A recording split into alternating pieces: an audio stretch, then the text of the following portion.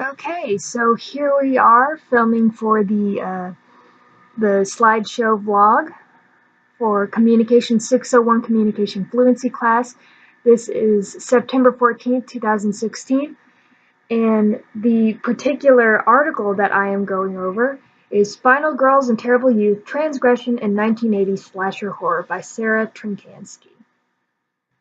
Okay, so to start off, what's a horror movie and why did I choose it?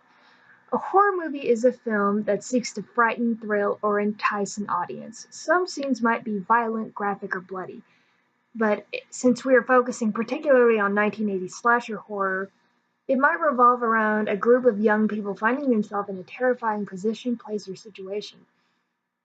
This article mainly focuses on recent horror movies like 1980s, 1990s, and up, and particularly, I chose this because it's a pivotal time in women's history. It might have a very interesting depiction on how society views women and equal rights as a whole. What this article focuses on mainly is the big questions. How do women fit into this type of film? What stereotypes do they tend to fall into? How does it affect the movie's audience?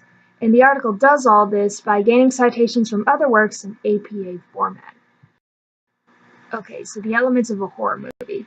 The point of view in which the movie is told. What character does the story revolve around? Are they male or female? What do they want? Are they a killer? Are they a victim? Who knows? There are also very many methods or genres in which it's filmed, which is found footage, like the Blair Witch Project, slasher, like Halloween or the Texas Chainsaw Massacre, psychological, crime thriller, noir, the personalities of the cast of characters, the story being told, and the potential moral behind it, and who the movie's ideal audience is, which is very thought-provoking in the long run. Okay, so there are two types of females that the author of this particular article refers to, and that's the victim and the final girl. Women were first typecast as victims in horror movies dating back to the early 1900s.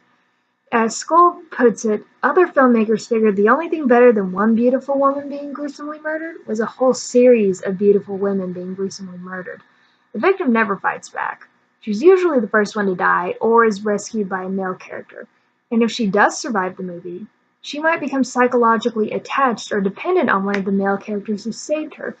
For example, in the Saw movies, Amanda survives the trap she's put in, but afterwards sees the killer as her savior and becomes obsessed with the Jigsaw killer. So that's a good way to, put that into an example. Final Girl, which the article focuses on, is the most consistent element in slasher sequels, or as Trinkansky puts it. She's smart and resourceful. She usually has a tie to one of the characters who is killed or the killer himself. She's innocent in the eyes of the audience and may be the stereotype of the bookish good girl.